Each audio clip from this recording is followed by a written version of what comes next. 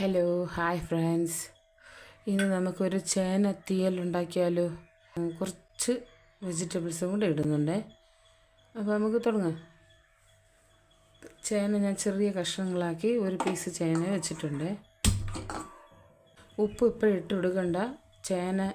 ചേമ്പ് ഇങ്ങനെയുള്ളതൊക്കെ നേരത്തെ ഉപ്പിട്ടാൽ വേവാൻ കുറച്ച് പാടാണെന്ന് കേട്ടിട്ടുണ്ട്. ഞാനതുകൊണ്ട് അത് ചെയ്യാറില്ല. ചേന കുറച്ച് വെന്തിട്ടുണ്ട്.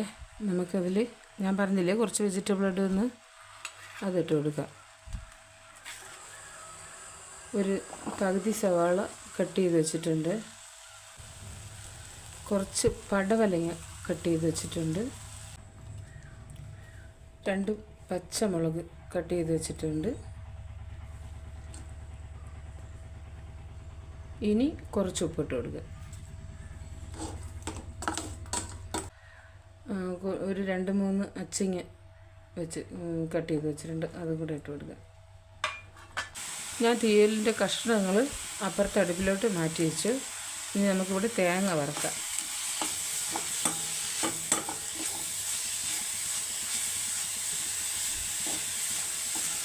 ആദ്യം കുറച്ച് അതിൻ്റെ ആ വെള്ള അംശമൊക്കെ ഒന്ന് പോയിട്ട് നമുക്ക് ബാക്കിയൊക്കെ ഇടാവേ.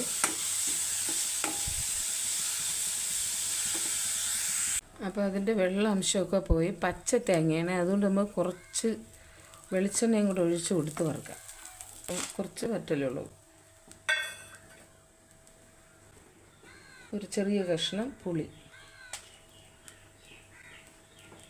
പുളി നമ്മുടെ ഇഷ്ടത്തിന് അനുസരിച്ചിടാവേ.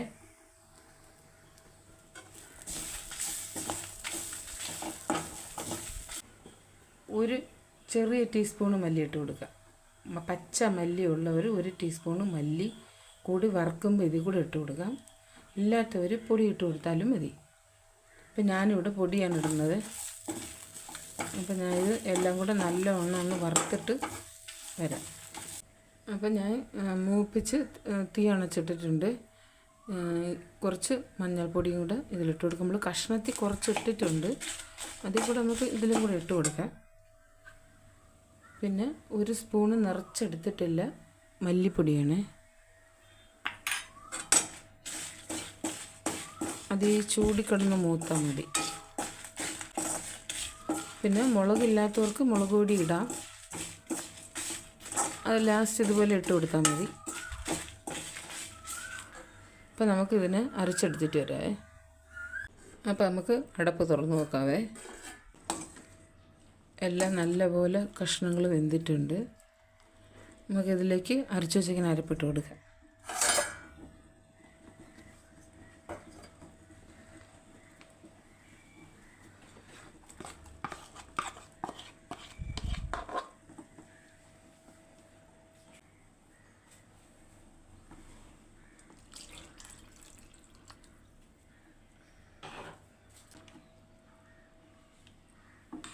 ഇത് കുറച്ചും കൂടി കുറുകൽ വേണമെങ്കിൽ നമുക്ക് തേങ്ങ വറുക്കുമ്പോൾ തന്നെ 2 പരിപ്പ്, നമ്മുടെ സാമ്പാർ പരിപ്പുണ്ടല്ലോ, അതൊരു ഒരു ശകലം ഒരു 1/2 ടീസ്പൂൺ എങ്ങാനും ഇട്ട് കൊടുക്കുക അതിൽ വറുക്കുമ്പോൾ കൂടെ. അപ്പോൾ ഇത് കൂടെ കൊഴുപ്പ് കിട്ടും.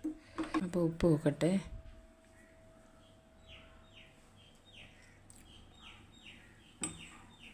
നമ്മൾ നേരത്തെ കുറച്ചല്ലേ ഇട്ടിട്ടുള്ളൂ. പറ്റില്ല, നല്ല അടിപൊളി വറുത്ത മണം.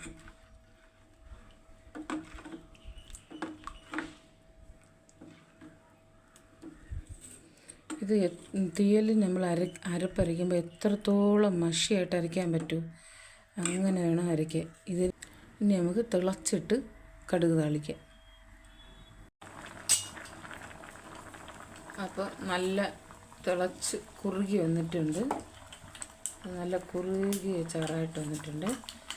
ഇനി കടുക് താളിക്കാൻ ഞാൻ അപ്പുറത്ത് അടുപ്പിൽ വെച്ചിട്ടുണ്ട്.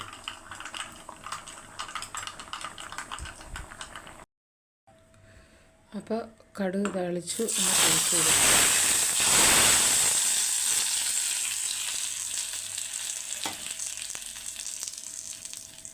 അപ്പം നമ്മുടെ സൂപ്പർ ചേനയും വെജിറ്റബിളും കൂടിയുള്ള അടിപൊളി തീയലിവിടെ ശരിയായിട്ടുണ്ട്.